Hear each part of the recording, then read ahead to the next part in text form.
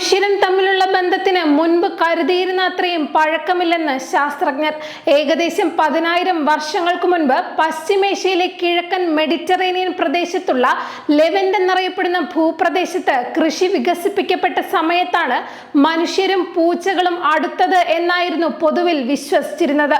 എന്നാൽ പൂച്ചകൾ അവയുടെ വന്യത വിട്ട് മനുഷ്യരുമായി അടുപ്പം സ്ഥാപിച്ചത് അതിലുമേറെ വൈകിയാണെന്ന് പുതിയ പഠനങ്ങൾ പറയുന്നു. യൂറോപ്പ്, വടക്കേ അമേരിക്ക, അനാറ്റോലിയ എന്നിവിടങ്ങളിൽ നിന്നായി ലഭിച്ച പൂച്ചകളുടെ അസ്ഥികളിൽ നിന്നെടുത്ത DNA ഗവേഷകർ പഠന വിധേയമാക്കുകയും ഇന്നത്തെ പൂച്ചകളുടേതുമായി താരതമ്യം ചെയ്യുകയും ചെയ്തു. ഏകദേശം 4000 വർഷങ്ങൾക്ക് മുൻപാണ് പൂച്ചകളുമായുള്ള നമ്മുടെ ബന്ധം ആരംഭിച്ചതെന്ന് ഓക്സ്ഫോർഡ് സർവകലാശാലയിലെ പ്രൊഫസർ ഗ്രെഗർ ലാർസൺ പറഞ്ഞു. വടക്കൻ ആഫ്രിക്കയിൽ നിന്നാണ് പൂച്ചകളും മനുഷ്യരും തമ്മിലുള്ള ബന്ധം ആരംഭിക്കുന്നത്.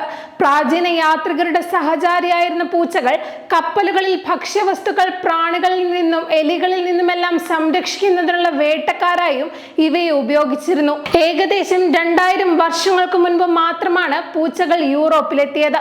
പിന്നീട് സിൽക്ക് റോഡ് പോലുള്ള വ്യാപാര മാർഗങ്ങളിലൂടെ വടക്കോട്ട് പോയി. ക്രമേണ ഏഷ്യയിലുടനീളം അവയുടെ സാന്നിധ്യമുണ്ടായി.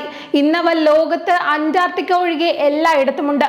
അതേസമയം ചൈനയിൽ ഇന്നത്തെ വളർത്തു പൂച്ചകൾക്ക് മുൻപ് ശരീരമാസകലം പുള്ളിയുള്ള ലെപ്പേർഡ് ക്യാറ്റ് എന്നറിയപ്പെടുന്ന പൂച്ചവർഗം മനുഷ്യരുമായി ഇണങ്ങി ജീവിച്ചിരുന്നു.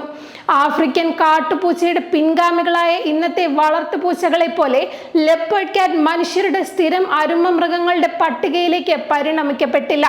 അതേസമയം ഈ ലെപ്പേർഡ് ക്യാറ്റുകളുടെയും വളർത്തു പൂച്ചകളുടെയും 20-ാം നൂറ്റാണ്ടിൽ രൂപപ്പെട്ട സങ്കര ഇനമാണ് ബംഗാൾ പൂച്ചകളെന്നും പഠനത്തിൽ പറയുന്നു. സയൻസ്, സെൽ ജെനോമിക്സ് എന്നിവിടങ്ങളിൽ ഈ ഗവേഷണ പഠനം പ്രസിദ്ധീകരിക്കപ്പെട്ടിട്ടുണ്ട്.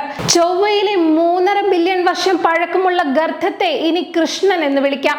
ഗർത്തത്തിന് പ്രമുഖ ജിയോളജിസ്റ്റായ ശ്രീ MS കൃഷ്ണന്റെ പേര് നൽകണമെന്ന നിർദ്ദേശം അന്താരാഷ്ട്ര ജ്യോതിശാസ്ത്ര യൂണിയൻ ഔദ്യോഗികമായി അംഗീകരിച്ചു. പുരാതന ഹിമാനികളുടെ സാന്നിധ്യം ശാസ്ത്രീയമായി തെളിയിച്ച പ്രദേശത്തിലാണ് ഈ ഗർത്തം സ്ഥിതി ചെയ്യുന്നത്. കേന്ദ്ര ബഹിരാകാശ വകുപ്പിന് കീഴിലുള്ള Indian institute of space science and ടെക്നോളജിയിലെ മുൻ ഗവേഷകനും നിലവിൽ കാസർഗോഡ് ഗവൺമെന്റ് കോളേജ് ജിയോളജി വിഭാഗം അധ്യാപകനുമായ ഡോക്ടർ ആസിഫ് ഇക്ബാൽ കാക്കശ്ശേരി, അദ്ദേഹത്തിന്റെ PhD ഗവേഷണ മാർഗദർശകൻ IIST-യിലെ എർത്ത് ആൻഡ് സ്പേസ് സയൻസ് വിഭാഗത്തിലെ പ്രൊഫസർ രാജേഷ് VJ എന്നിവർ ചേർന്നാണ് നാമനിർദ്ദേശം നടത്തിയത്. 50 കിലോമീറ്ററിലധികം വലിപ്പമുള്ളതും ശാസ്ത്രീയ പ്രാധാന്യമുള്ളതുമായ ചൊവ്വ ഗ്രഹത്തിലെ ഗർത്തങ്ങൾക്ക് ഗ്രഹശാസ്ത്രത്തിൽ ആധികാരിക സംഭാവനകൾ നൽകിയ അന്തരിച്ച ശാസ്ത്രജ്ഞരുടെ പേരുകൾ നൽകാം.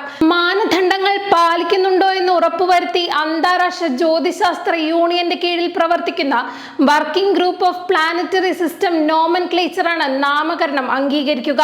ഇത് പ്രകാരം കൃഷ്ണൻ ഗർത്തത്തോട് ചേർന്ന് കിടക്കുന്ന 4 ചെറിയ ഗർത്തങ്ങൾക്കും ഒരു വറ്റിയ നീർച്ചാലിനും നിർദ്ദേശിച്ച വലിയ മല, തുമ്പ, വർക്കല, ബേക്കൽ, പെരിയാർ എന്നീ പേരുകൾ അംഗീകരിച്ചു. ശാസ്ത്ര സംസ്കാര പൈതൃകവുമായി ബന്ധപ്പെട്ട സുപ്രധാന സ്ഥലങ്ങളെ ആദരിക്കുന്ന തരത്തിലാണ് പേരുകൾ നിർദ്ദേശിച്ചിട്ടുള്ളത്.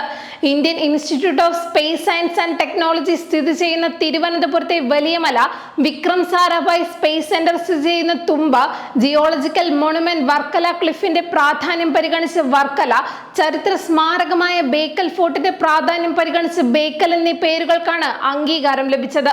കൃഷ്ണൻ ഗർത്തത്തിനുള്ള സമതലത്തിന് കൃഷ്ണൻ പാലസ് എന്നും ഈ സമതലത്തിൽ കാണുന്ന ചാലിന് പെരിയാർ എന്നുമാണ് നാമകരണം ചെയ്തത്.